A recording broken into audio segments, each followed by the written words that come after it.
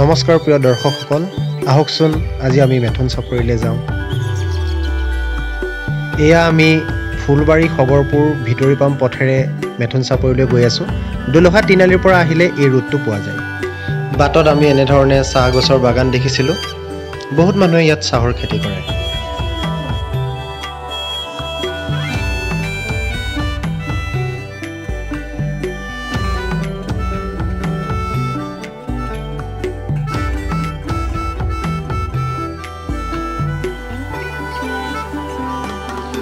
এতিয়া আমি এইটো শিৱ মন্দিৰ পালোহি। এইটো স্থানীয় লোকৰ এটা মন্দিৰ আৰু এইখিনিতে আছে ফৰেষ্ট অফিচটো। ইয়াৰ পৰা আমি বাওঁহাতে গুচি যাম।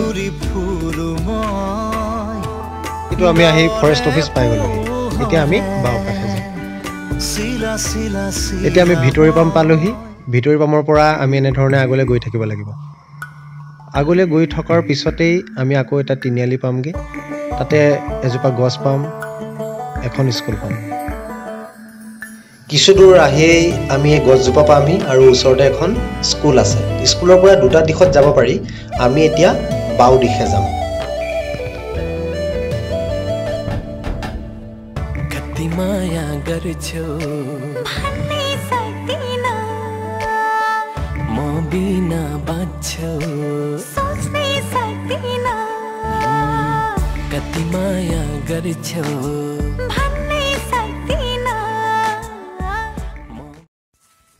ইয়াৰ পৰা আৰু গাড়ী আগলৈ নাযায়, গতিকে আমি গাড়ী ইয়াতে ৰখাইছোঁ। ৰাইজসকল আহিছে। আমাৰ মুঠতে সৰ্বমুঠ 3খন গাড়ী আহিছে। এইফালেদি আচলতে তললৈ গুচি যায়। এইটো ইয়াৰ পৰিৱেশ। এতিয়া আমাৰ গাড়ীখন ভিতৰলৈ নিয়া হ'ব।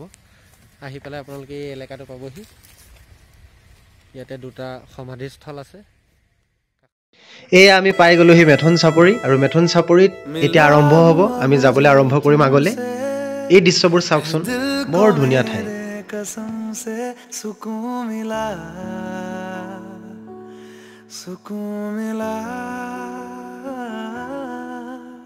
तुझे है पाया रब से, है दिल को मेरे कसम से सुकून मिला। এইবোৰ জনগোষ্ঠীয় মানুহৰ ঘৰ।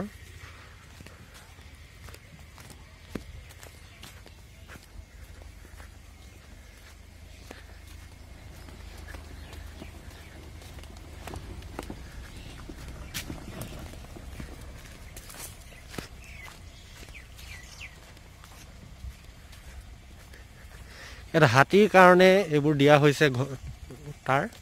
এনেকৈ তাঁৰ দি থোৱা হয় যাতে হাতী আহিলে ইয়াত কাৰেণ্ট দি থোৱা হয় আৰু হাতীয়ে দেখি পেলাই গাঁৱলৈ নাহে। এতিয়া আমি আহি উপস্থিত হৈছোঁহি এটা টঙী ঘৰত। ইয়াতে আমি এতিয়া ব্ৰেড আৰু চাহ খাম। তাৰ পৰৱৰ্তী সময়ত ভাত পানী বনোৱাৰ কাম আৰম্ভ কৰিম আৰু ভাত পানী খাইহে আমি মেথন চাপৰিৰ ভিতৰৰ ফালে যাম।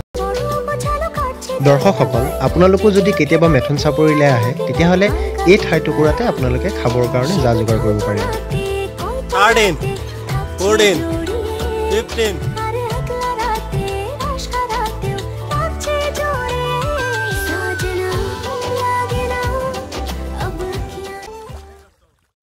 এতিয়াতো ৰবাব টেঙা খোৱাৰ বতৰ, সেয়েহে আমি আজি আমাৰ পিকনিকলৈ ৰবাব টেঙাও লৈ আহিছিলোঁ আৰু এতিয়া খাবলৈ আৰম্ভ কৰিছোঁ। এয়া মাংস উতলি আছে, অশ্বিনী দাই ৰান্ধি আছে, কাষতে প্ৰাঞ্জল দাই মাছ ৰান্ধি আছে। এয়া প্ৰাঞ্জল দা মাছ ৰান্ধিছে ধুনীয়াকৈ।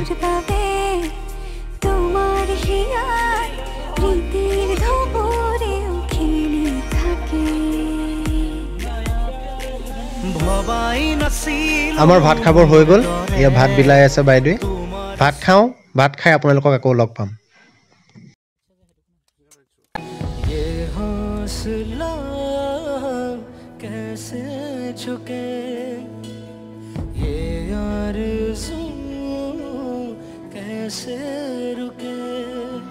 ভাত খাই হৈ গ'ল। এতিয়া আমি মেথন চাপৰিৰ ভিতৰলৈ যাবলৈ আৰম্ভ কৰিছোঁ। ইতিমধ্যে খোৱা বোৱা হৈ গ'ল।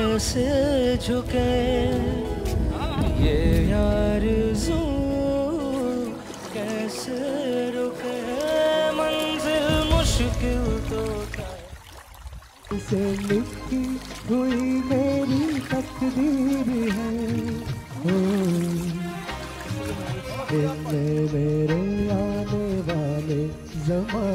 तस्वीर हो ये उठे सुबह चले ये झुके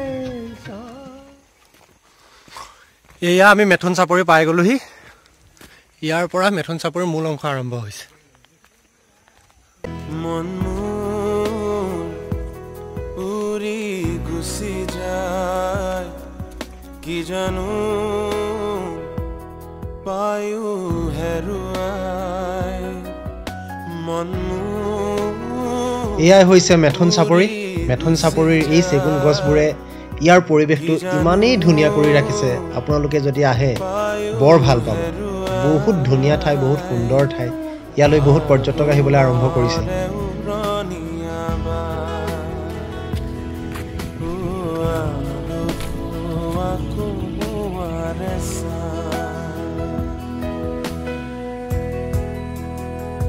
এসময়ত এই ঠাই টুকুৰাত যথেষ্ট মেথন পোৱা গৈছিল এতিয়া অৱশ্যে মেথন পোৱা নাযায় এতিয়া কেৱল হাতীহে পোৱা যায় সেয়েহে এই ঠাই টুকুৰাৰ নাম মেথন চাপৰি হৈ গ'ল এই যে চেগুন গছবোৰ আপোনালোকে দেখিছে চেগুন গছবোৰ ইয়াৰ ফৰেষ্টৰ মানুহে ৰোৱা মিনিমাম 20 আৰু 40 কিলোমিটাৰমান ধৰি এনেধৰণে চেগুন গছে আৱৰি আছে এই চেগুনৰ বাৰীবোৰ পাৰ হ'লে আমি শিঙৰা নদীৰ আৰু এটা অংশ পামগৈ তাৰ পৰা অৰুণাচলৰ বৰ্ডাৰ আৰম্ভ হৈছে তাতে জুলনা ব্ৰিজ আছে জানুৱাৰী মাহত এই ঠাই টুকুৰালৈ আহিবলৈ যথেষ্ট ভাল গাড়ী যোৱাৰ উপযুক্ত সুবিধা আছে আৰু পিকনিকৰ কাৰণে যথেষ্ট সংখ্যক মানুহৰ ভিৰ হয় গতিকে আপোনালোকে যদি ভাবিছে মেথন চাপৰিলৈ আহিম বুলি তেতিয়াহ'লে জানুৱাৰীৰ প্ৰথম সপ্তাহ বা দ্বিতীয় সপ্তাহত আহিবলৈ বৰ ভাল পাব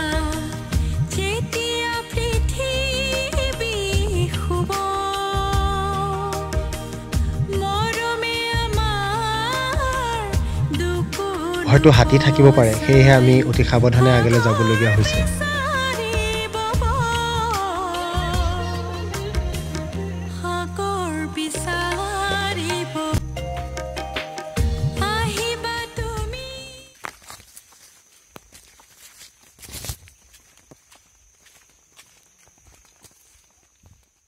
ইয়াত আজি কেনেকুৱা পালা তোমাৰ অনুভৱ কোৱা ভাল লাগিলে বহুত দিনৰ পৰা আহিম বুলি ভাবি আছোঁ তাৰপৰা আজি সুবিধা পালোঁ আহিলোঁ খুব ভাল লাগিলে পৰিৱেশটো খুব ধুনীয়া আৰু আগলৈ যাব মন আছিলে কিন্তু সময় যিহেতু কম সেইকাৰণে যোৱা নহ'লে আৰু আশা কৰিছোঁ আমি পৰৱৰ্তী সময়ত যেতিয়া আহিম তেতিয়া আৰু আগলৈকে যাম ঠিক আছে বহুতোৱে সুন্দৰ পৰিৱেশ একদম খুব আনন্দ কৰিলোঁ আমি